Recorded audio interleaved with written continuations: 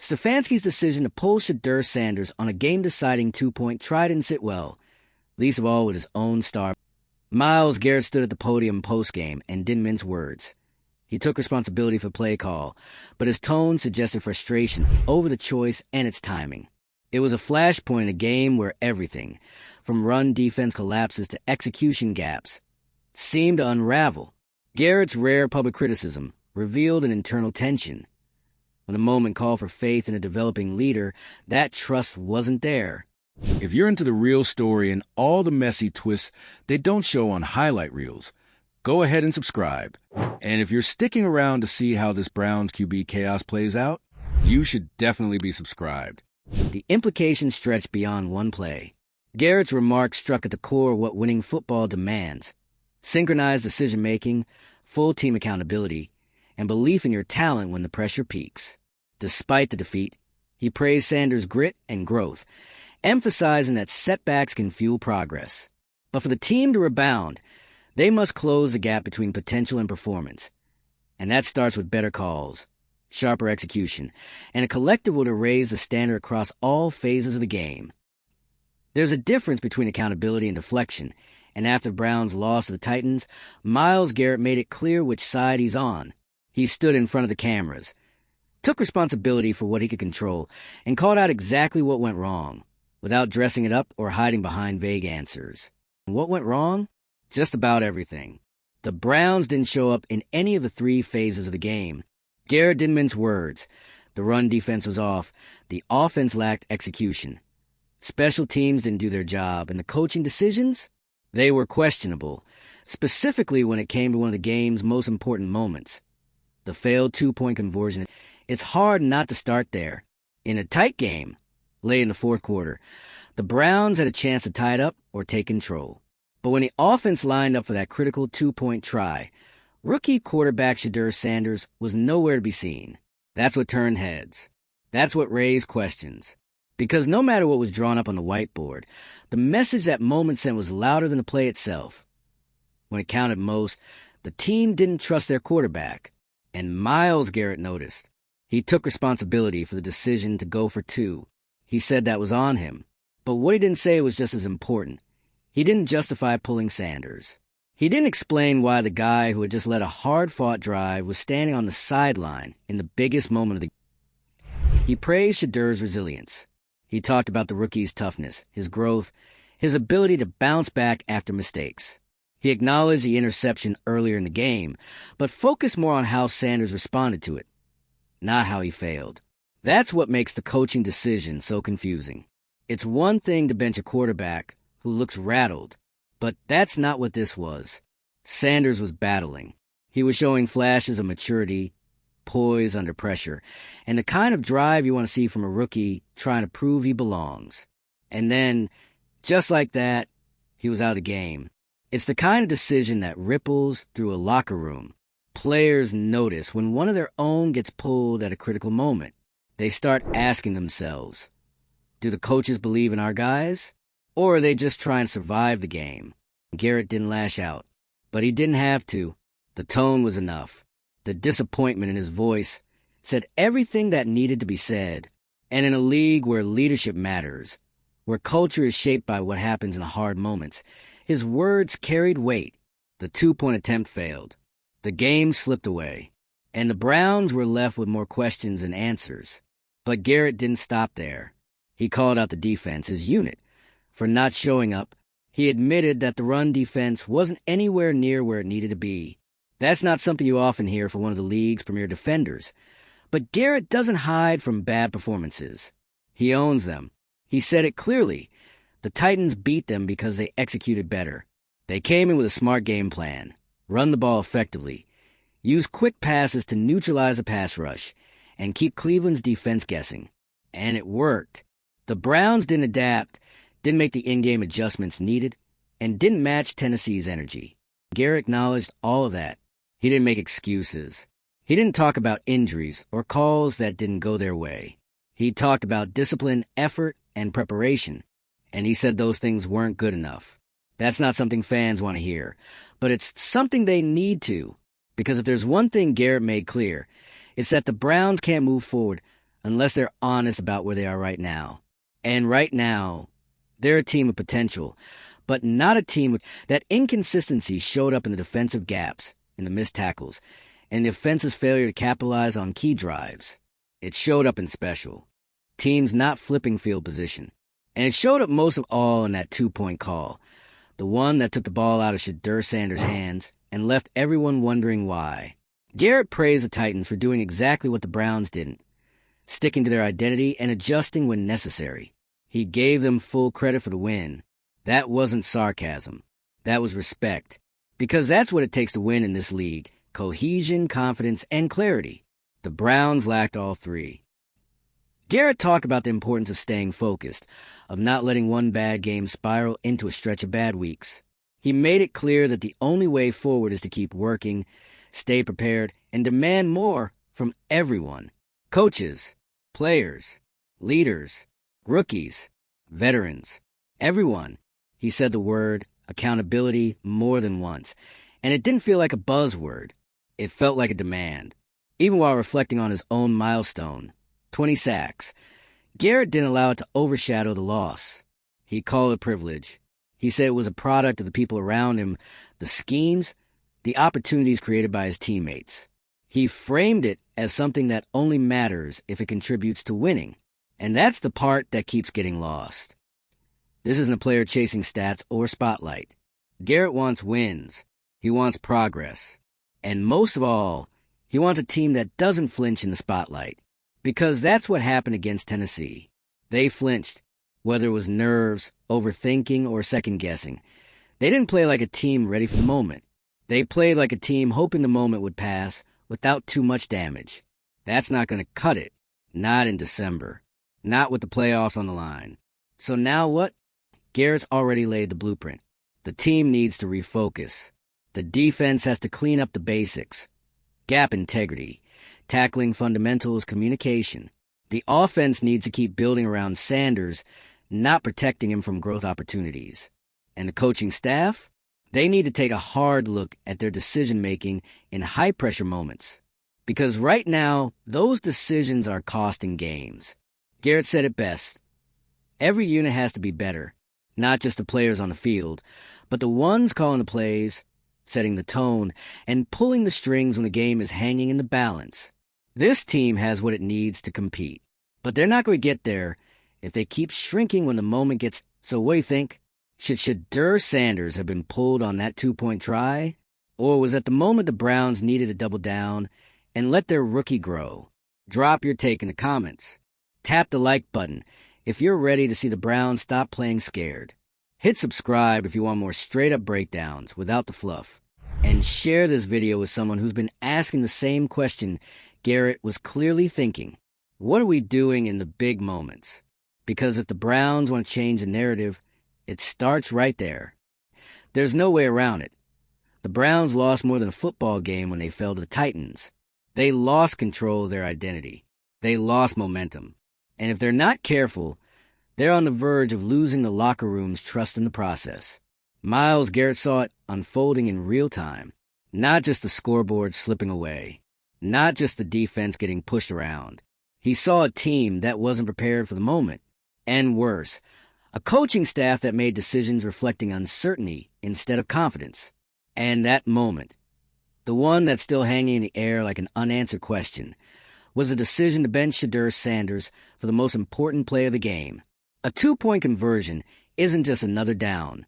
It's a defining moment. It's where a team shows its belief. And the Browns showed theirs by taking the ball out of the hands of the quarterback who had just led them down the field. NSS, let's talk about what that actually means. It means that, when it counted most, they didn't think Shedeur Sanders could get it done. That's the message. Even if it wasn't the intent, that's what was sent. And no matter how you spin it, no player, rookie or veteran, walks away from that unaffected. Garrett didn't need to shout it. His tone, his body language, and his careful phrasing all said what everyone was already thinking. That wasn't it. You could feel the frustration in the way he dissected the game. Garrett is someone who has carried this defense for years. He's been through blowouts, rebuilds, hype cycles, and collapses. And still, he shows up, plays at a dominant level, and holds himself accountable. That's what leadership looks like. So when a player like that starts questioning process, coaching decisions, execution, preparedness, you better believe it's serious. Let's be clear. Garrett didn't throw anyone under the bus. He acknowledged his own unit's failures. The run defense was porous. The Titans didn't just run well, they ran efficiently. They kept the Browns' defense guessing with tempo, quick throws, and a commitment to wearing them down. And it worked. Garrett admitted they weren't ready. He didn't make excuses. He didn't pass blame. He said what needed to be said. They didn't execute. Not up to the standard.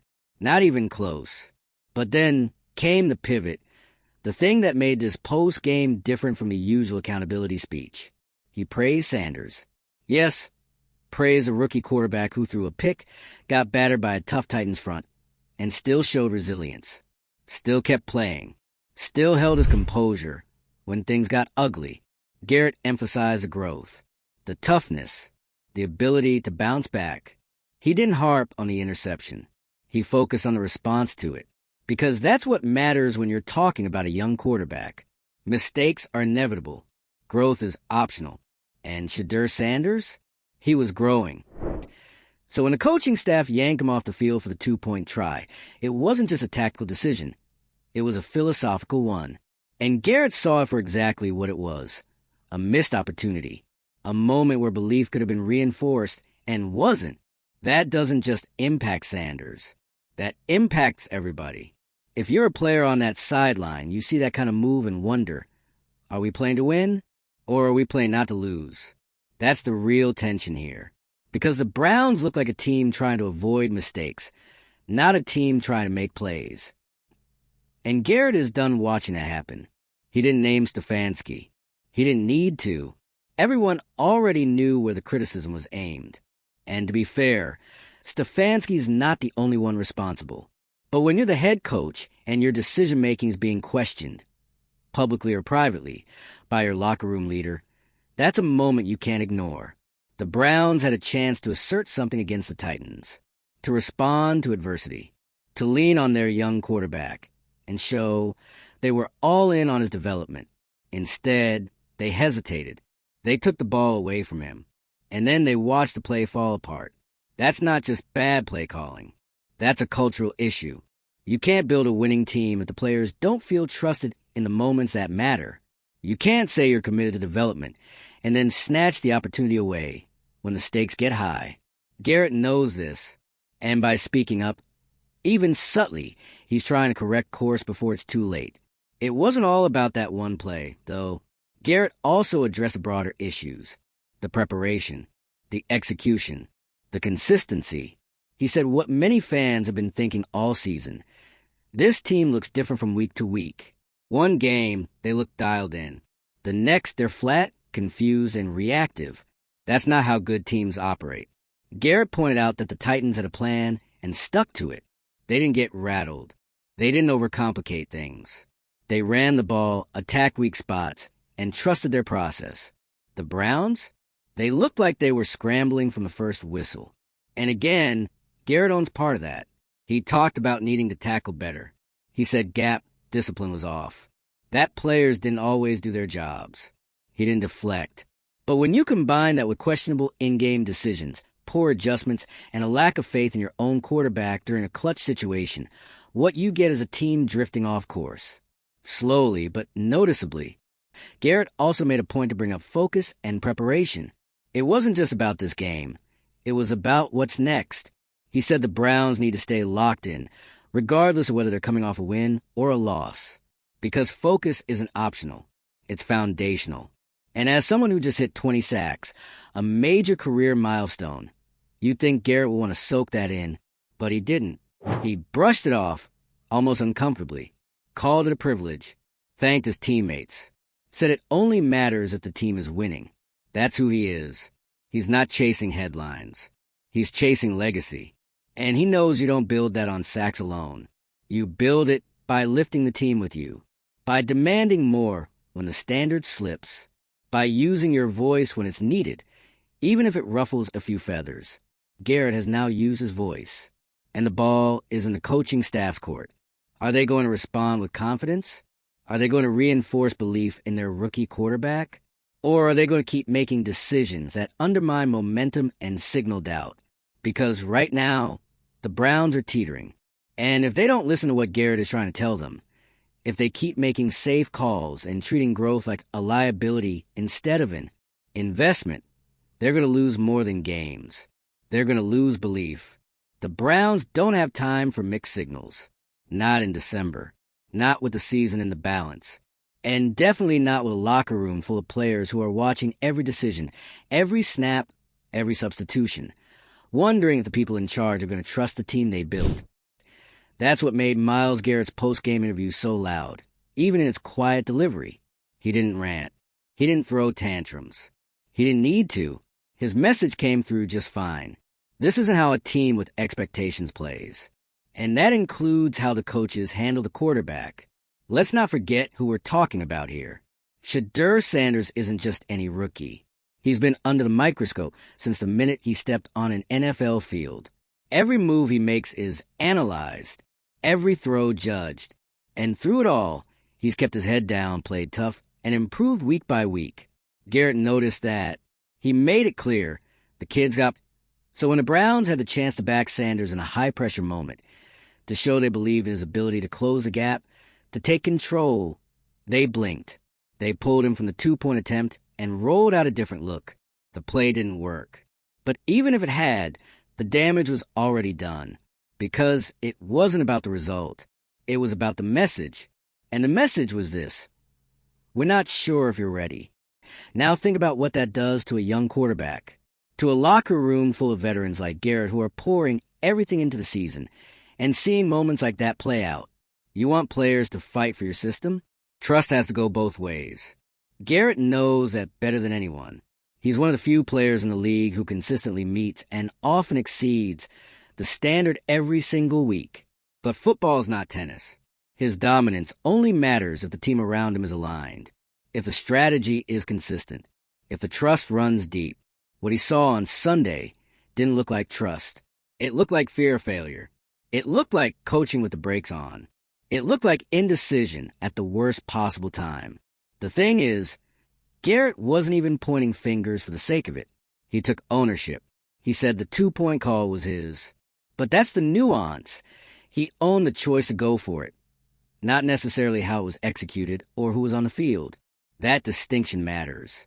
Because Garrett's version of accountability isn't just we lost, so I'll say it's my fault. It's we didn't meet the standard, so let's be honest about why.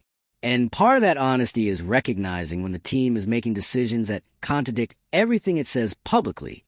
Segment. MG and this S. The Browns have spent weeks saying they believe in Shedeur Sanders. That he's the guy. That he has what it takes. That they're invested in his growth. But when that belief is tested, when the moment demands action, not words, they didn't follow through. And Garrett? He saw the gap between the message and the moment. He also made sure people understood this wasn't just about Sanders. It was about execution everywhere. He went in on the defense's poor performance. Said the run defense wasn't even close to the level they expect. The Titans didn't just find success, they dictated the pace. Garrett called it out. Said they got out-schemed. Said the effort wasn't there. Said it wasn't physical or disciplined enough. No spin. No blaming refs. Just facts. And that level of honesty only works when it's consistent, which is why Garrett speaking up about the offense and coaching decisions hits different. It's not coming from a place of emotion. It's coming from the same mindset. He applies to himself. If he's going to hold himself to the highest standard, he's going to hold everyone else to it too. That includes coaches. That includes play calling. That includes the belief in the guy under now. Nobody's saying Shedeur Sanders was perfect. He made mistakes. He threw a pick. He missed reads. But those are rookie errors. That's part of the deal. And if you're not willing to take those lumps with him now, what are you even building? Garrett sees the bigger picture. He knows that if the team's going to grow, they need to stop managing the game like they're afraid of what might go wrong. Because in this league, playing not to lose is just another way of asking to lose. And that's exactly what. This game wasn't stolen from them. It was given away, piece by piece, through poor tackling, missed, communication, soft coverage, and ultimately, a play call that pulled the rug out from under a quarterback who was just starting to find his... Garrett wasn't going to let that slide. The way he spoke about Sanders said it all. He believes in him, not as a finished product, but as someone with the mental toughness to take hits and keep going. And in the NFL, that's half the battle. Garrett knows what it looks like when a player folds under pressure, and Sanders didn't. He kept going. He made throws. He moved the chains. And just when he earned the right to try and finish the job, he was taken out. It wasn't just a coaching mistake. It was a leadership failure. That's why Garrett spoke up. He wasn't trying to create controversy. He was trying to remind the entire organization what the standard is, what belief actually looks like, what it takes to build something real. It's not just about effort, or talent, or even execution. It's about consistency, alignment, and trust, especially in the players you're building around. If the Browns want to salvage the season, they have to course correct now, and that starts with trust. Trust in the system, trust in the process, but most importantly, trust in the players. That means trusting Shedeur Sanders to make mistakes and learn from them, trusting that a rookie quarterback is only going to become the guy you hope he is if you let him be in those moments, and trust that the locker room will respond if you show conviction, not caution. So now, all eyes are on the next game. Will the Browns continue playing scared, or will they start backing the people they've been telling us they believe in? Myles Garrett made his position clear. Now it's up to the rest of the organization to match his level of honesty, leadership, and urgency. What do you think? Should Shedeur have been pulled for that 2-point try? Was Garrett right to speak on it? Or did he step out of line? Let us know below. Hit like if you're tired of cautious football killing momentum. Subscribe if you want more raw post-game breakdowns like this. No sugarcoating. And share this with someone who knows that trust isn't just a word you say in interviews. It's a decision you make when the pressure hits.